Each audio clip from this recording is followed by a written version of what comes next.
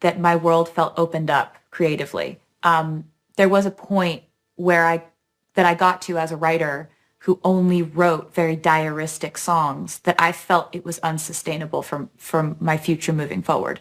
It Yeah. felt like too hot of a microscope. It felt a bit like I was like, why am I just like, if I'm writing about my life and all it is, on my bad days, I would feel like I was loading a cannon of clickbait when that's not what I want for my life.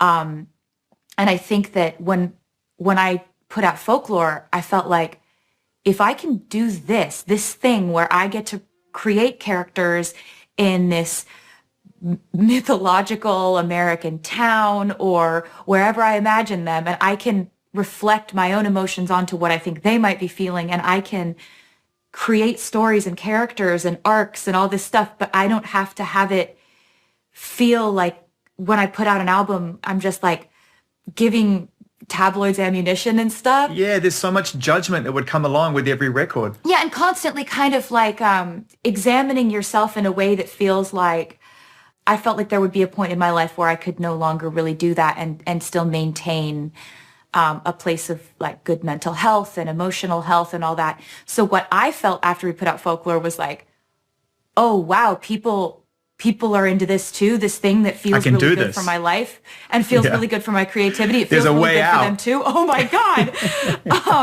I saw a lane for my future that it was a real breakthrough moment of excitement and happiness. And I kind of referred to writing these songs as a flotation device because obviously this year is hell on earth for everyone. And seeing what your fellow humans are going through, the Long Pond studio sessions was the first time that Jack, Aaron, and I were in the same room. And I still haven't been in the same room with Justin Vernon, who has now collaborated on 2 albums heavily, and we've talked, but we've just never been in the same space together. It's pretty wild. Yeah, how was that experience when you first caught up together and saw each other having made this amazing body of work? Because we saw it on camera.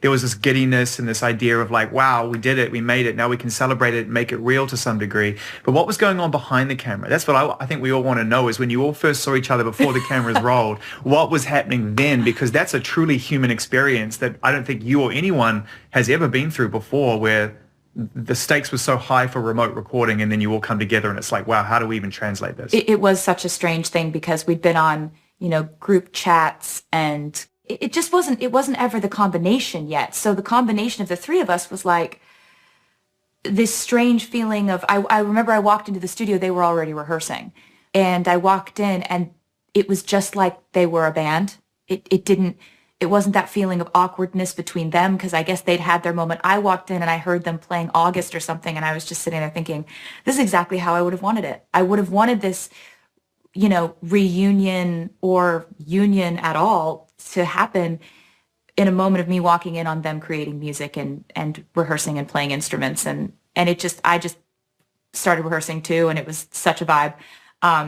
And it couldn't really have been I couldn't have asked for more under the circumstances. It's so fun to make a record when you've got people in the room and you've got that energy that's bouncing off the walls. But if you can't do that, this was a pretty close second. Yeah, I mean, no one's been able to do that. Very rarely have people been able to get into a room and get that tactility and that chemistry that we all, I guess, to some degree became so accustomed to. And, I think about this year, you talked about it and you put it in the perfect framework. But it's also taught us a lot about stillness and what it is to be still and what it is to reflect and to be comfortable in our own skin. And I think human beings by nature search for coping mechanisms and distractions to avoid that. And in your case, I've always felt that you've moved so fast. And even if you've taken some time between projects, it's clear you're working on things all the time. What has this process of working on Folklore and Evermore, busy year for you as a songwriter, but also has it taught you something about stillness and has it altered your attitude toward pace and productivity and what motivates you? Yes, it has changed everything about the way that I do what I do. It gave me a perspective of, I was pretty upset when my shows all got canceled and I realized I wasn't going to be able to connect with my fans in the way that I'm traditionally used to. just a normal human interaction I couldn't do anymore, you know? Especially after an album like Lover, which is just like such a communal, joyous experience. I can imagine it's like, wow, I'm going to get to bring this to life, you know? Yeah, and I think we all felt that way. I think the fans felt that way too, where we were just sitting there going, wow, I think that would have been fun. But what it did was, you know, when you plan a live show, I guess at least when I do it, I'm writing interstitial music. I'm planning this set piece goes off while this goes on, while we distract them over here, and this song calls for this and this song calls for that, and that's all creating. And I don't think I really assigned very much merit to the fact that that is creating when you're taking music you've already made and an album that you've already made, and you're choreographing and you're setting up a live spectacle that is taking up so much emotional, creative, and imagination-based bandwidth in your brain. So if you take all of that away, what happens? And I guess I learned that it's very possible for me to write more music with that creative bandwidth. As musicians, we're so used to immediately touring, immediately putting together the show, immediately going into rehearsals. And then we always feel that we need a pretty big break, or at least a significant gap of time where we get to rest afterward. And I guess I learned that when we're on the road, it's not just that we're sweating and we're meeting a million people and we have all this back and forth of just energy of meeting this person, trying to get a surprise guest to surprise the crowd, and all this stuff that happens on tour. It's also the creation of the show itself that is taking up a lot of your brain space. So without that, this just happened naturally on its own. Is there a dysfunction to that, do you think, looking back on it now? Is there a correlation between some of the kind of more hard to manage parts of your life and the pace at which things go, and how careers become these kind of entities unto themselves? Yes and no. I think that looking back on my career, there have been so many different musical phases and, you know, different things I wanted to wear at different times, and they fit my life at the time. And so I think that you've got to allow yourself that grace to put on a certain lifestyle or a certain outfit or a certain creative mantra, and then discard it when you outgrow it. This was weird though, because this Evermore was the first time I didn't discard everything after I made something new, you know? It was weird. I actually had to kind of fight off anxiety that I had in my head, like fear that was like, you need to change. Like the demons are here, like, you need to change. You can't stay in the forest.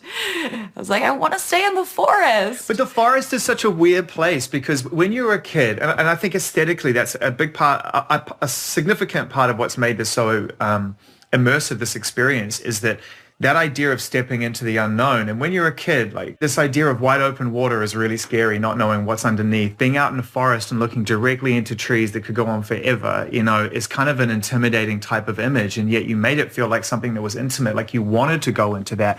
How did that kind of relate to the music? Because it's such an essential part of these two albums, the way that it looks and feels. I think that working with Aaron, the music that we were making, he was writing instrumentals and I was writing the melodies and the lyrics.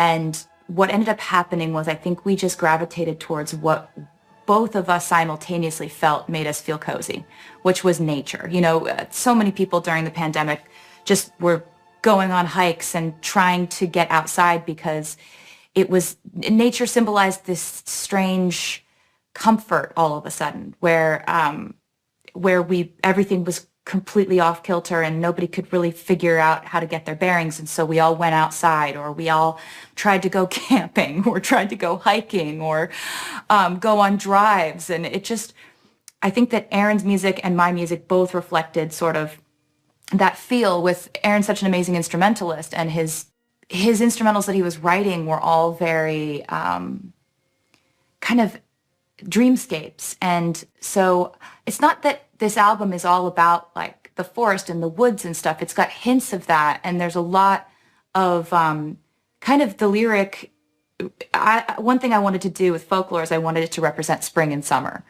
And when I made Evermore, I knew that I wanted to fill in the rest of the seasons of the year and have it reflect fall and winter. So that's another element that nature came into it. But also it was the easiest way that we could do a photo shoot. You know, you can't have, I haven't had a haircut by anyone except for myself since lockdown started. And that's kind of how it's been, you know, like how can I make art and make visuals that go with this art where I can't ask my hair and makeup people and my stylist to quarantine for 2 weeks away from their families. I'm not going to ask them to do that, like, and ask them to fly and expose themselves to the virus. So how can I possibly make a cover on my own? Could I just sort of DIY this? So I asked, I asked my friends if I could use their field and their woods, and I used a photographer who works alone. She doesn't have assistants. She shoots on film. So we were carrying bags of film out into fields, and I'd be like, touching up my lipstick, and then I'd run out into a field and she'd take pictures. It was really fun, honestly. I was going to say, it must have been really amazing as a songwriter too. I was thinking about these two albums in relation to your career and how in a weird way, and I don't mean this in any relation to in any negative reaction to your previous albums because you know how I feel, but the process itself of writing songs from a very pure place with no plans. Because yes. You make your debut album with nothing but ambition. That's a plan. That's a big plan. And then from there, the plans start to increase and get bigger and bigger and bigger and bigger and bigger. And to your point, you're looking for the next plan.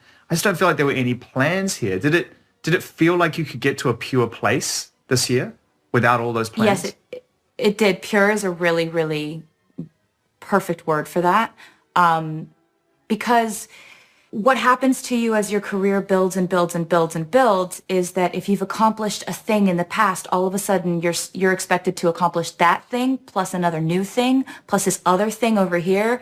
It becomes sort of like, I had felt at times when I felt a lot of pressure, I had felt like I was doing some sort of like obstacle course. And that's not how you should feel when you're creating. You shouldn't feel like I need to make a track list where this one's for the stadium show, this one's for radio, this one's for check. People who want to get in their feelings, check. And you can end up doing that. And it's good to have friends who are artists who have similar pressures, like Ed Sheeran and I talk about this a great deal. This was a time when we both stepped back, and I would say to him, this is the first time I felt like I threw the checklist away. Like I threw it away, and I definitely could have gone into the pandemic thinking I've got to wait for everything to open up so I can do things exactly the way that I'm used to doing them. But then about 3 days in, I thought, wait, this could be an opportunity for me to do things in a way I haven't ever done them before. What would my work sound like if I took away all of my fear-based checklisting that I have inflicted on myself? Wow. So I That's guess huge. you know the answer now. Yeah. To me, there's an interesting correlation here between these two albums and this idea of getting into a pure space, the freedom and the space being another key word to this, and the idea of going back and re-recording your music. Do you see a correlation between reflecting the person you've been and becoming the person you want that you are and are going to be? Wow, there's a lot to unpack there, but it does resonate with me a lot because I was allowed to start re-recording my music in November. By then, we had a great deal of Evermore done. I had shot a music video for Willow, but I was still writing and I was still recording. So there would be days where I'd be recording You Belong With Me, and then I'd be recording a song like Happiness, which is on Evermore. And wow. It made me feel really proud of sort of the scope of things. And looking back when I was a teenager and I would write about, my troubles in high school and the drama and the pining away and all that stuff, that was all so valid to me at that time in my life. Just as much as Evermore is so valid to my happiness at this time in my life. So it's been I've really felt very grateful lately for people giving me the ability to grow up creatively. And I know there have been snags and there have been times where people have been like, I don't like her, several times. But for the most part, I feel a great amount of gratitude that I was able to make music from the time I was a teenager to the time that I'm 31. And normally, you put those songs out and then you have to let them go.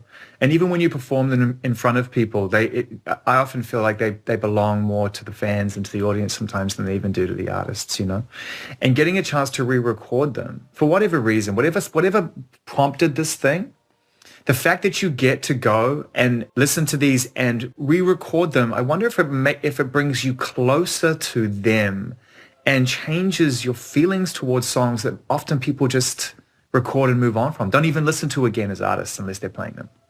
Yes, it does. It makes me feel really close to those songs again. And it also reminds me that obviously I want to keep a lot of cool surprises for the fans until I'm ready to show them fully to everyone. But the reason that I feel so passionately that artists should own their catalogs is because if you are the creator of all of this music, you're the only one who actually knows the ins and the outs of it. You're the only one who knows what almost was written. You're the only one who knows the kind of secrets of the journey of making this music. So you're actually the only one who has the ability to share it with the fans in the way that can make everyone the happiest and the most excited. So it's been really fulfilling in a way that I had no idea what to expect. You don't want to feel like it's your homework got destroyed and so now you have to redo your homework. It's not like that at all. Yeah. It's not like that at all. You've got to go into it like this is an opportunity.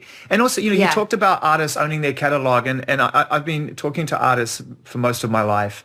And there's one thing that continues to crop up, and I think that, your perspective would be really, really interesting here, which is why do you think that as artists we put security and stability before artistic control and freedom as young artists? We don't make that conscious decision. We aren't given the information oftentimes, and that's why I'm having lots of conversations behind the scenes with record labels and trying to help them understand this from a psychological perspective, what you do to an artist when you separate them from their work. Taylor Swift and Travis Kelce may be walking down the aisle sooner than later.